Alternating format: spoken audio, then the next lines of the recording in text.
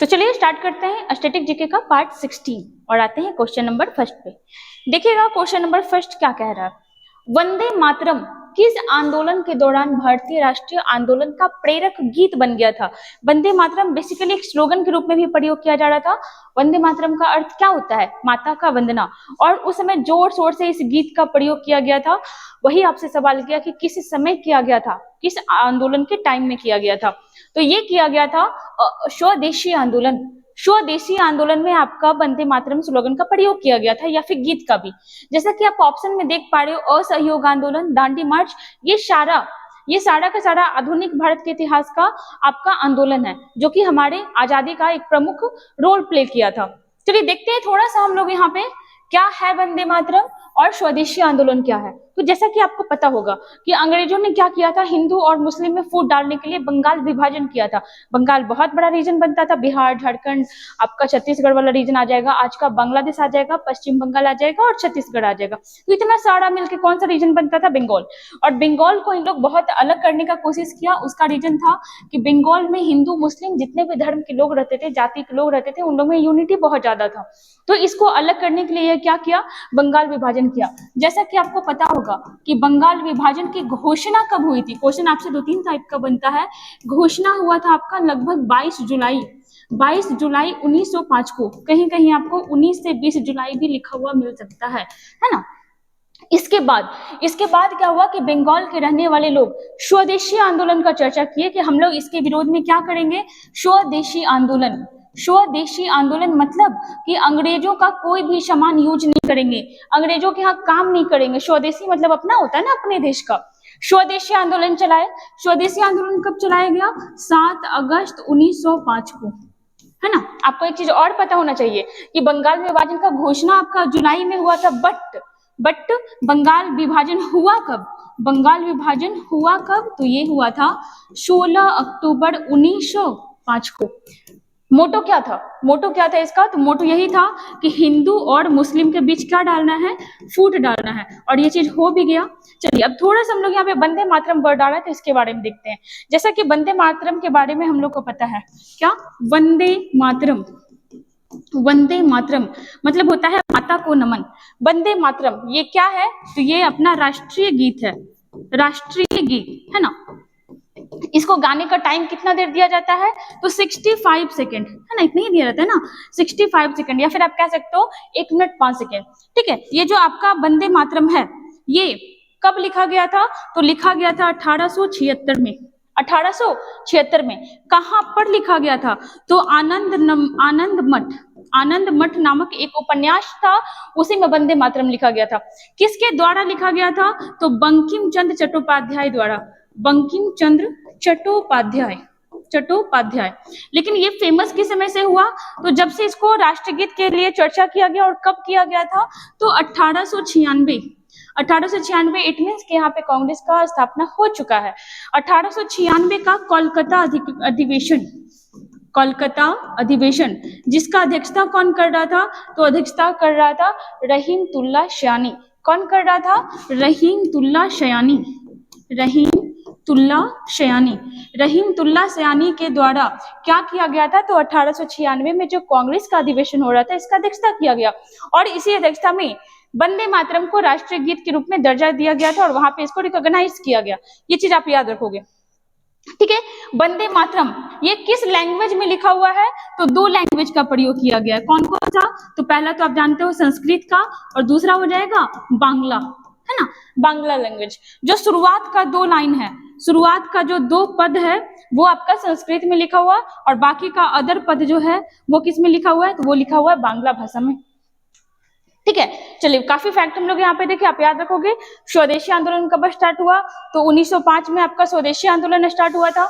असहयोग आंदोलन तो ये 1920 में स्टार्ट हुआ था। और दांडी मार्च के साथ ही सविनय अवज्ञा आंदोलन स्टार्ट हुआ था।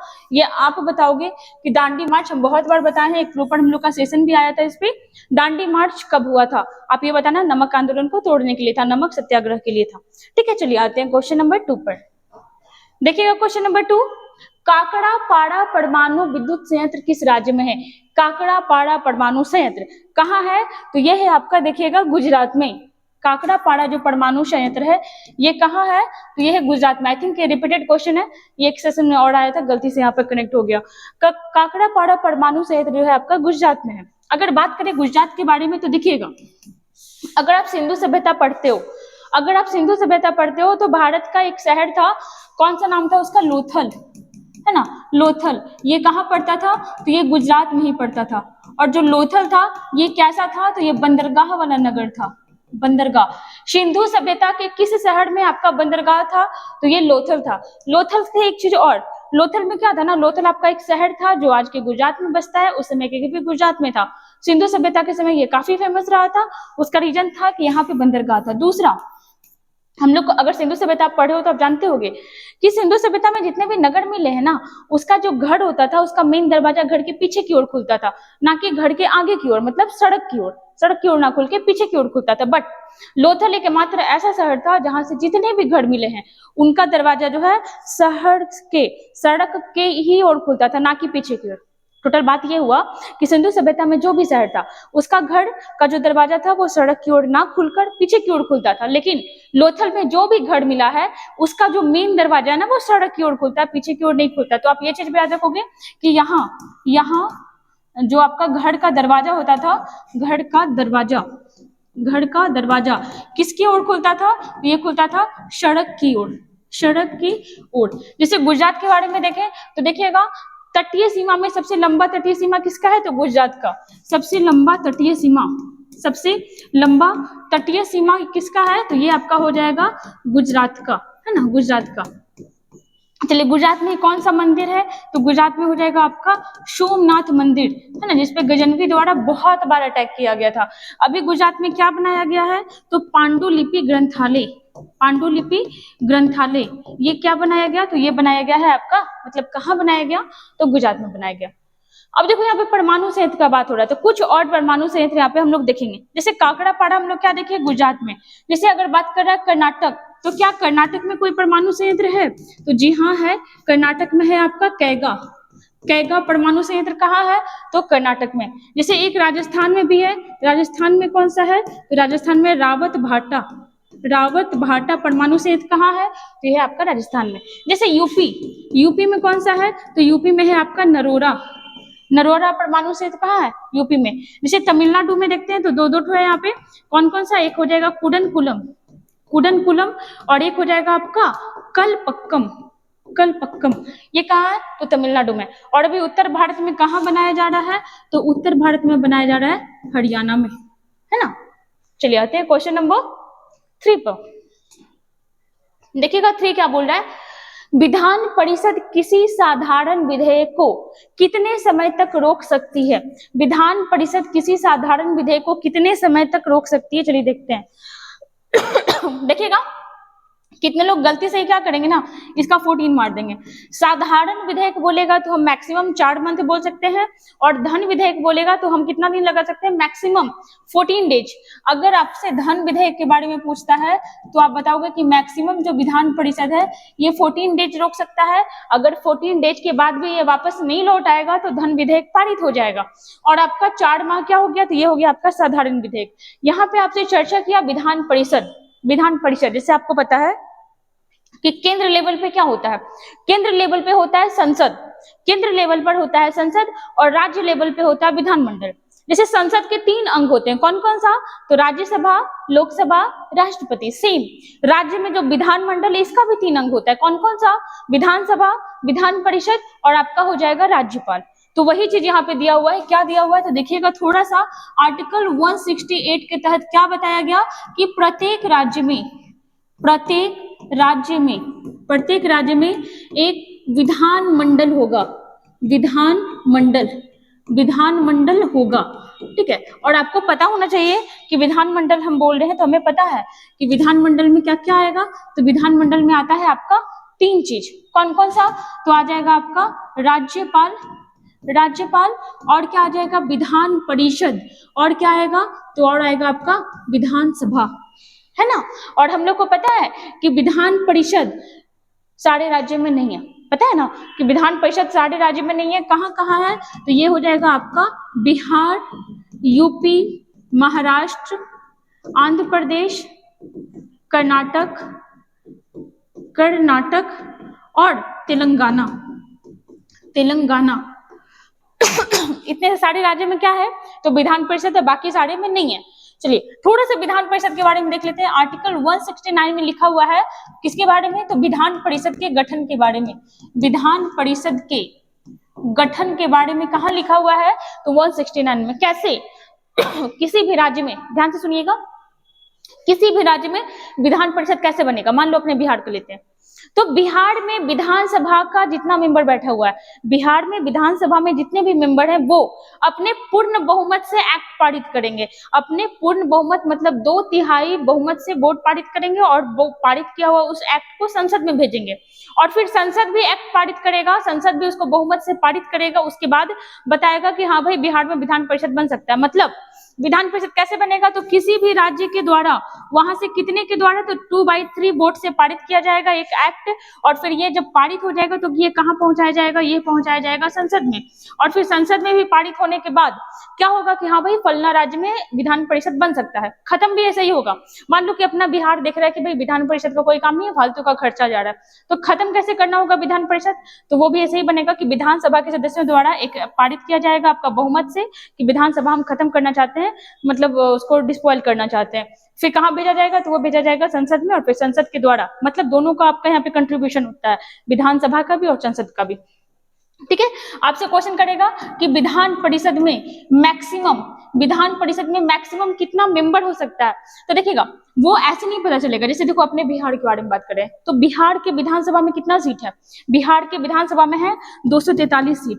बिहार के विधानसभा में 243 सीट है, और इसका 1/3 से ज्यादा संख्या बिहार के विधान परिषद में नहीं होना चाहिए।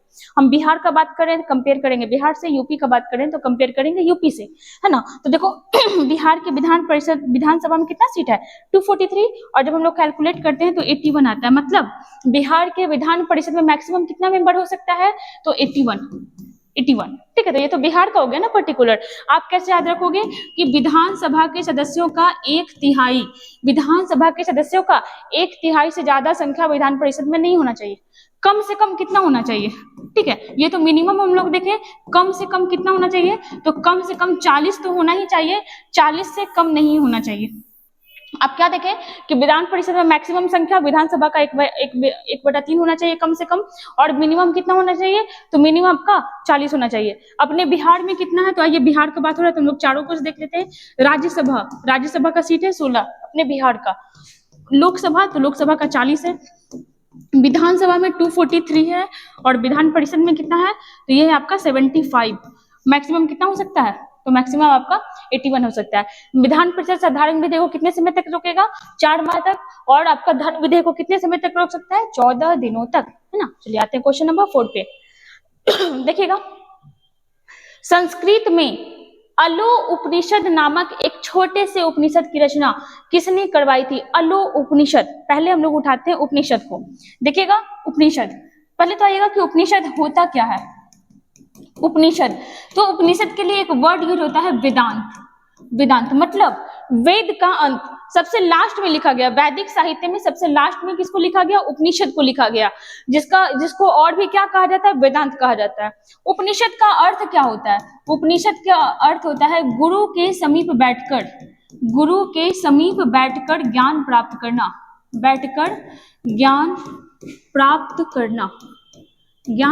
करना, इसका अर्थ क्या होता है ना, तो उपनिषद का अर्थ होता है। उपनिषद की टोटल संख्या कितनी है, 108। ठीक है, उपनिषद की टोटल संख्या कितनी है, 108। लेकिन इसमें से मुख्य कितने हैं, मुख्य हैं तो मुख्य हो जाएगा 13। जैसे हम लोग जानते हैं कि श्वेताश्वर उपनिषद, पहली बार मोक्ष का चर्चा इसमें किया गया। बृहदारण्यक उपनिषद, इसमें क्या किया गया, तो सबसे बड़ा उपनिषद हो जाएगा। छांदोग्य उपनिषद, कृष्ण की पहली बार चर्चा की गई। साथ ही साथ इसमें 3 आश्रम का उल्लेख किया गया, जबकि जाबलो उपनिषद इसमें 4 आश्रम का उल्लेख किया गया। 4 आश्रम होता है ना आपका, जो आपका 0 से 25, 25 से 50 इस टाइप का कैलकुलेटिव होता है। चलिए आगे आइएगा।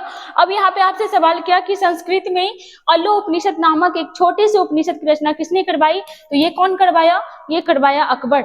कौन करवाया, अकबर कराया। अब अकबर आया तो अकबर को हम लोग उठा के यहाँ पे रखते हैं और थोड़ा सा देखते हैं इसके बारे में।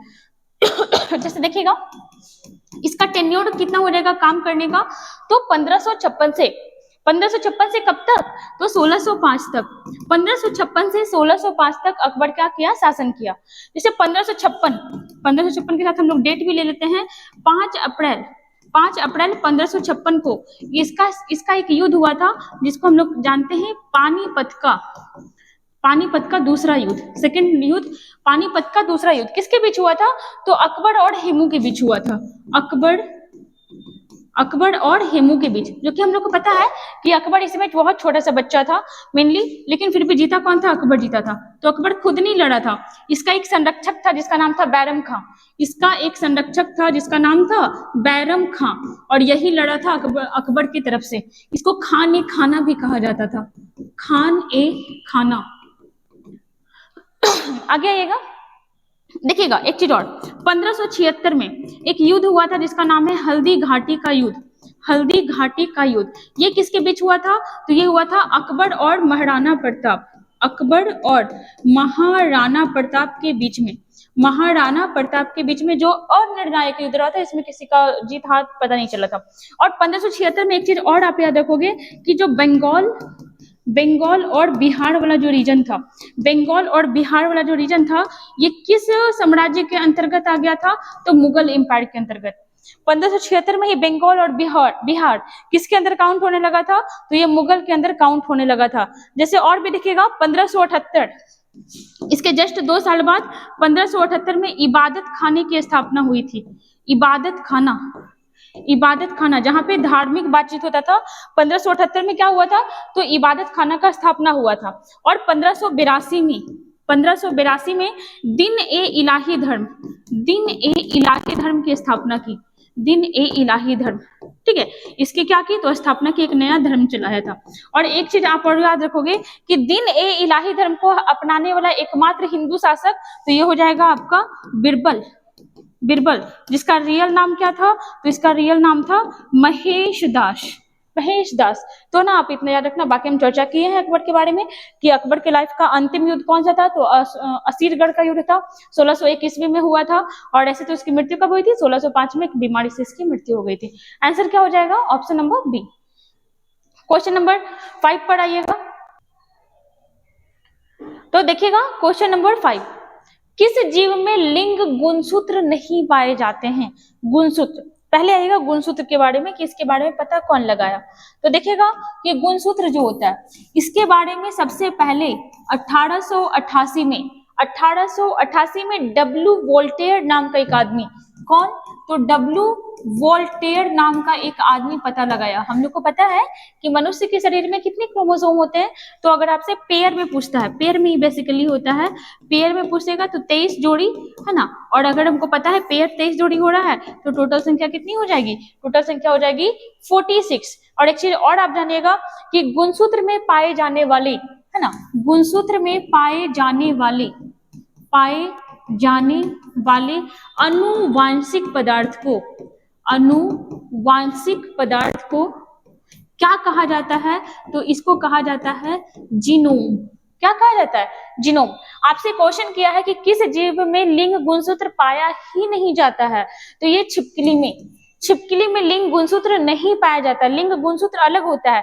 जैसे हम लोग को पता है कि हमारे पास 23 जोड़ी है, तो 22 जोड़ी मेल में और 22 जोड़ी फीमेल में बराबर होता है। जो 23वां जोड़ा होता है ना, वो हमारे लिंग का निर्धारण करता है कि लड़का होगा या लड़की होगी। खैर ये एक अलग से बहुत लंबा टॉपिक है। चलिए देखते हैं आगे हम लोग। आगे देखिएगा, जैसे आपसे क्वेश्चन कर सकता है कि मनुष्य में कितने होते हैं? मनुष्य में होता है आपका 46। कुछ और देखते हैं, जैसे देखिएगा आलू, तंबाकू और चिंपैंजी, इन तीनों में गुणसूत्र की संख्या कितनी होती है? तो 2 ज्यादा होता है मनुष्य से, 48। उसके बाद हम लोग देखते हैं डॉग, है ना, कुत्ता, इसमें कितना होता है? तो इसमें होता है 78। कबूतर में कितना होता है? तो कबूतर में होता है आपका 80, है ना। कबूतर में कितना होता है? 80। एक आपका क्वेश्चन पूछा हुआ है रिसेंटली, घोड़ा का कितना होता है? तो घोड़ा का होता है 64, ठीक है, रिसेंटली पूछा था 64। और आपसे अगर सवाल करता है कि सबसे ज्यादा गुणसूत्र किस में पाया जाता है? सबसे ज्यादा, तो आप क्या बताओगे? आप बताओगे टेरिडोफाइट्स। इसमें सबसे ज्यादा होता है, लगभग कितना होता है, तो 1300 से लेकर के 1600 के बीच का गुणसूत्र इसमें पाया जाता है। तो सबसे ज्यादा किसमें होता है, टेरिडोफाइट्स में होता है, और छिपकली में लिंग गुणसूत्र तो होता ही नहीं है। बाकी हम लोग आते हैं क्वेश्चन नंबर 6 पर। देखिएगा, एक गिलास पानी पीने से कितनी कैलोरी एनर्जी मिलती है, कितना ऊर्जा मिलता है। जब आप एक गिलास पानी पीते हो तो आपको कितना ऊर्जा मिलता है, तो आपको एक चीज पता होना चाहिए कि पानी से कोई भी ऊर्जा नहीं मिलता है। पानी से आपको मिलता है 0 कैलोरी, पानी से बिल्कुल भी ऊर्जा नहीं मिलता है, पानी से हमें मिलता है 0 कैलोरी।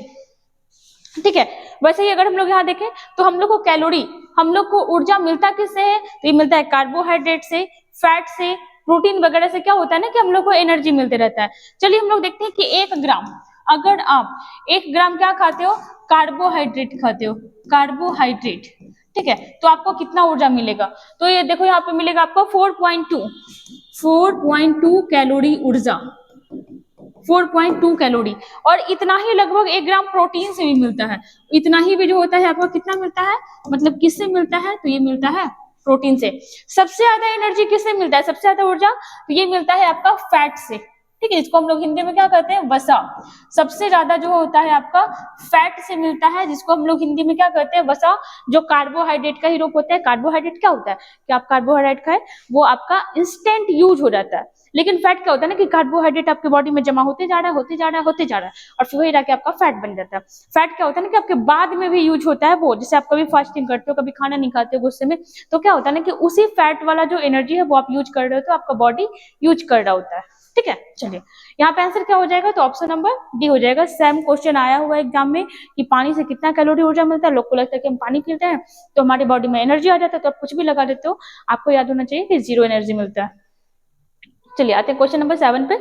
सुएज नहर के दोनों सिरों पर कौन सा पोर्ट स्थित है। देखो सुएज नहर के बारे में बहुत क्वेश्चन।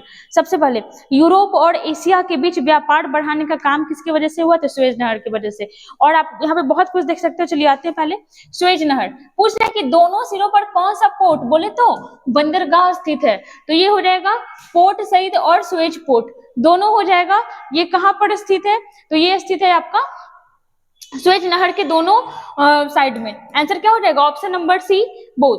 चलिए देखते हैं सुएज नहर के बारे में। सुएज नहर ये कब बनना स्टार्ट हुआ था, तो 1859 में। और कब बनकर तैयार हो गया, तो 1869 में क्या हुआ कि ये बन करके तैयार हो गया। जैसे और इसके बारे में देख सकते हैं कि यह किन दो दूरी को ये कम करता है या फिर किन दो एरिया को जोड़ता है, तो लाल सागर और भूमध्य सागर, लाल सागर और भूमध्य सागर को कौन जोड़ता है, तो ये कौन जोड़ता है, ये जोड़ता है सुएज नहर। साथ में आप कह सकते हो कि यूरोप और एशिया के व्यापारिक मार्ग को ये क्या करता है, कम करता है। मतलब आप एक लाइन में ये भी कह सकते हो कि छोटा करता है ना। चलिए और क्या देख सकते हैं यहाँ पे। चलिए जैसे एक पनामा नहर से क्वेश्चन बहुत बार पूछता है।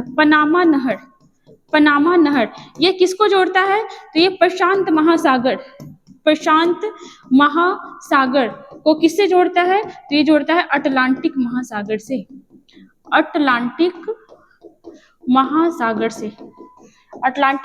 से। ठीक है, क्वेश्चन नंबर 8 पे आते हैं। वह स्थान जहां वार्षिक वर्षा 25 सेंटीमीटर से कम होती है उसे किस नाम से जाना जाता है। आपसे सवाल कर रहा है कि जिस स्थान पर 25 सेंटीमीटर से कम वर्षा होती है उस एरिया को हम लोग किस नाम से जानते हैं, तो उस एरिया को हम लोग जानते हैं मरुस्थल, रेगिस्तान या डेजर्ट के नाम से। ठीक है, मरुस्थल, रेगिस्तान या डेजर्ट के नाम से। अगर आपसे सवाल करता है कि विश्व का सबसे बड़ा रेगिस्तान कौन सा है, तो यह है आपका सहारा रेगिस्तान। ये है कहाँ, तो ये है आपका अफ्रीका में। कहाँ है, अफ्रीका। और अफ्रीका से कभी कभी क्या करता है ना कि दिशा पूछ लेता है, तो अफ्रीका के उत्तर साइड में है। उत्तर साइड में कितने देशों में फैला हुआ है, 11 देशों में। कितने देशों में फैला हुआ है, 11 देशों में इस रेगिस्तान का विस्तार है। पहला क्वेश्चन आपसे ये बनेगा। दूसरा क्वेश्चन कैसे बनेगा, तो दूसरा क्वेश्चन बनेगा कि उस रेगिस्तान का नाम बताइए जहां जनसंख्या सबसे ज्यादा निवास करती है। मतलब एकमात्र ऐसा रेगिस्तान जहां जनसंख्या निवास करती है अधिक मात्रा में। ठीक है, कैसे बनेगा क्वेश्चन, वैसा रेगिस्तान जहां मैक्सिमम जनसंख्या निवास करती है। कौन सा रेगिस्तान हो जाएगा? तो ये हो जाएगा अपना थर्ड, थर्ड, ठीक है। ये है कहाँ? तो ये है राजस्थान वाले रीजन में। और ना थार का कुछ एरिया आपका पाकिस्तान वाले में भी चला जाता है, और वहां थार क्या कहलाता है? चोलिस्तान के नाम से कहा जाता है। दूसरा आप देख सकते हो, तो ये क्या हो गया? सर्वाधिक आपका जनसंख्या वाला रेगिस्तान हो गया अपना थार। जैसा आप अफ्रीका में एक चीज और देखोगे, कालाहारी, कालाहारी रेगिस्तान, ये कहाँ है? तो ये भी आपका पड़ेगा अफ्रीका, ठीक है। और जैसे टकला माकन, टकला माकन बहुत बार बना है ये क्वेश्चन, टकला माकन ये क्या है? तो ये भी आपका रेगिस्तान है। टकला माकन रेगिस्तान जो है ये कहाँ है? तो ये है आपका चीन में। जैसे कालाहारी हो गया, जैसे अटाकामा, ठीक है, अटाकामा, अटाकामा बहुत बार बना है ये भी कहाँ है? तो ये भी अफ्रीका, अफ्रीका कॉन्टिनेंट में। कहाँ है? तो ये भी आपका अफ्रीका कॉन्टिनेंट में। जैसे दस्त ए लूट, दस्त ए लूट रेगिस्तान ये कहाँ है? तो ये है आपका ईरान में। दस्त ए लूट रेगिस्तान कहाँ है? तो ये है आपका ईरान में। ऐसे ईरान से ये आपका रेगिस्तान से क्वेश्चन बनते हैं। आंसर क्या हो जाएगा? आंसर हो जाएगा आपका ए। जैसे महाद्वीपों की संख्या पूछेगा तो क्या हो जाएगा? तो ये हो जाएगा कितना है? 7 है। द्वीप में सबसे बड़ा द्वीप पूछेगा तो ये क्या हो जाएगा? ग्रीनलैंड, ग्रीनलैंड, है ना। इस पर किसका अधिकार है? भौगोलिक रूप से ये नॉर्थ अमेरिका के पास में पड़ता है, लेकिन इस पर अधिकार किसका है? तो इस पर अधिकार है डेनमार्क का, है ना। चलो आते हैं क्वेश्चन नंबर 9 में, एंड सेकेंड लास्ट क्वेश्चन है आपका।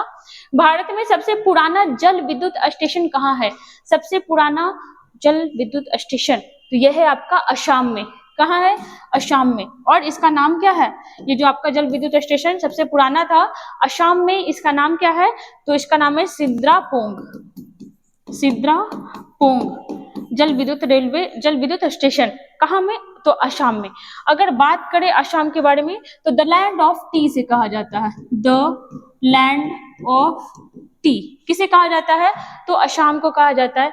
और आप क्या कह सकते हो ना, इसको प्राग ज्योतिषपुर भी कहा जाता था, प्राग ज्योतिषपुर, प्राग ज्योतिषपुर भी असम को कहा जाता है। इसकी राजधानी क्या हो जाएगी? तो राजधानी हो जाएगा दिसपुर। ये तो बच्चों वाला सवाल है, लेकिन इसका सबसे बड़ा शहर कौन सा हो जाएगा? तो ये हो जाएगा गुवाहाटी। और गुवाहाटी में एक मंदिर है, बहुत ही फेमस मंदिर, उसका नाम क्या है? कामाख्या मंदिर। कामाख्या मंदिर में एक मेला लगता है, कौन सा मेला? तो ये हो जाएगा अम्बुबाची मेला। बहुत बार एग्जाम में क्वेश्चन बना है अम्बुबाची मेला, है ना। जैसे यहाँ एक फेस्टिवल मनाया जाता है, उस फेस्टिवल का नाम क्या है? बिहू, ठीक है। क्या नाम है? बिहू। और ये 3 दिनों तक चलता है, 3 प्रकार का होता है, ठीक है। एक होता है आपका काटी बिहू, ठीक है, काटी बिहू हो जाता है आपका। बिहू 3 प्रकार का होता है, काटी बिहू, माघी बिहू, और एक क्या हो जाएगा? तो एक हो जाएगा आपका, आप बताइएगा ऑप्शन कमेंट करके, ठीक है। जैसे और देखिएगा यहाँ पे एक आपका मानस राष्ट्रीय उद्यान है, मानस राष्ट्रीय उद्यान यही है। काजीरंगा राष्ट्रीय उद्यान, काजीरंगा भी यही होगा, काजीरंगा राष्ट्रीय उद्यान। डिब्रू साईखोवा राष्ट्रीय उद्यान, डिब्रू साईखोवा, डिब्रू साईखोवा राष्ट्रीय उद्यान कहाँ है? तो ये भी आपका कहाँ है? असम में है। और ये जो काजीरंगा है ना, ये एक सींग वाले गैंडे के लिए बहुत फेमस है, एक सींग वाले गैंडे के लिए, एक सींग वाले गैंडे के लिए आपका फेमस राष्ट्रीय उद्यान है। तो आप इसे याद रखोगे। अभी यहाँ सीएम कौन है? तो सीएम है हेमंत बिस्वा शर्मा, ठीक है, हेमंत बिस्वा शर्मा, हेमंत बिस्वा शर्मा। चलिए इंपॉर्टेंट है, याद रखिएगा। आंसर क्या हो जाएगा? आंसर हो जाएगा आपका ऑप्शन नंबर ए, ठीक है। जैसे डिगबोई, पहला तेल शोधक जो कारखाना डिगबोई यही असम में ही लगाया गया था, वो भी याद रखोगे। क्वेश्चन नंबर 10 पे आते हैं। जापान का डेट्रॉइट किसे कहा जाता है? डेट्रॉइट, पहले तो आ जाओ कि डेट्रॉइट क्या है? डेट्रॉइट यहाँ पे, हाँ देखिएगा, डेट्रॉइट जो है एक शहर है, कहाँ बसा हुआ? यूएसए में बसा हुआ। किस लिए फेमस है? तो ऑटोमोबाइल क्षेत्र के लिए, ऑटोमोबाइल, ऑटोमोबाइल क्षेत्र के लिए फेमस जगह कौन सा है? तो डेट्रॉइट। अब देखो ऑटोमोबाइल मतलब मोबाइल फोन नहीं होता है, टेलीफोन नहीं होता है, ये गाड़ी वगैरह के बारे में होता है। तो ऑटोमोबाइल क्षेत्र का फेमस एरिया डेट्रॉइट है, जो कहाँ है? यूएसए में। अब देखो है क्या कि यूएसए का एक शहर है जो ऑटोमोबाइल के लिए फेमस है। तो होता क्या है ना कि जो भी एरिया ऑटोमोबाइल के लिए फेमस क्षेत्र होता है, उसको वहां का उपनाम दे दिया जाता है। जैसे आपसे सवाल करेगा कि जापान का डेट्रॉइट किसे कहते हैं, रूस का, कनाडा का, भारत का, इटली का, बहुत सारा पूछता है कि उसका मतलब क्या। जैसे कि देखो जापान का डेट्रॉइट नागोया है। तो जापान का डेट्रॉइट कहने का मतलब कि जापान का वह शहर जहां ऑटोमोबाइल बहुत ज्यादा का उत्पादन होता है। आपसे सवाल मेनली यही कहने का कोशिश करता है। यहाँ पे हमारे से क्वेश्चन देखो, जापान का ही किया, क्या किया कि जापान का डेट्रॉइट किसे कहा जाता है, मतलब जापान के उस शहर का आप नाम बताइए जहां ऑटोमोबाइल का उत्पादन बहुत ज्यादा होता है। तो जापान का क्या हो जाएगा, जापान का हो जाएगा नागोया। जापान का नागोया शहर में ऑटोमोबाइल क्षेत्र बहुत फेमस है, वहां पे बहुत ज्यादा उसका उत्पादन होता है। जैसे आपसे कभी क्वेश्चन करेगा, इस देखिएगा, अब यहाँ पे थोड़ा सा अपने भारत वाले में कंफ्यूजन हो जाता है। आपसे पूछेगा कि भारत का डेट्रॉइट, ठीक है, आपसे सवाल करेगा कि भारत का डेट्रॉइट, तो आप ये चिन्ह नहीं लगाओगे, है ना, चिन्ह नहीं लगाओगे। लेकिन आपसे पर्टिकुलर किसी राज्य के बारे में पूछ देगा तो आप बताओगे, जैसे मध्य प्रदेश का पूछ दिया, एग्जाम में बना हुआ क्वेश्चन है मध्य प्रदेश का डेट्रॉइट, तो ये क्या हो जाएगा, तो ये हो जाएगा पीथमपुरा। क्या हो जाएगा, पीथमपुरा। जैसे देखिएगा, अगर आपसे पूछता है कनाडा का, ठीक है, कनाडा का डेट्रॉइट, मतलब कनाडा का वह शहर जहां बहुत ज्यादा क्या होता है, ऑटोमोबाइल का उत्पादन होता है, तो आप क्या बताओगे, विंडसर, विंडसर। जैसे आपसे पूछेगा कि इटली का डेट्रॉइट, इटली का डेट्रॉइट, तो ये क्या हो जाएगा, ट्यूरिन, ट्यूरिन। आपसे पूछेगा रूस का डेट्रॉइट, रूस का डेट्रॉइट, तो आप क्या बताओगे, गोर्की, गोर्की। ये क्या हो गया, ये हो गया रूस का डेट्रॉइट। तो आप इतना याद रखोगे, यहाँ पे आंसर क्या हो गया, ऑप्शन नंबर ए, जापान। ऐसा ही एक और बनता है जो आपका क्या पूछता है, वो जो अहमदाबाद वगैरह होता है, ये कुछ कपड़ा से रिलेटेड होता है शायद, ठीक है। यहाँ पे आपसे ऑटोमोबाइल क्षेत्र का पूछा था। चलिए, यहाँ पे 10 क्वेश्चन कंप्लीट हुआ विथ एक्सप्लेनेशन के साथ। ऐसे ही हमारे साथ बने रहिए और वीडियो को लाइक जरूर करिएगा।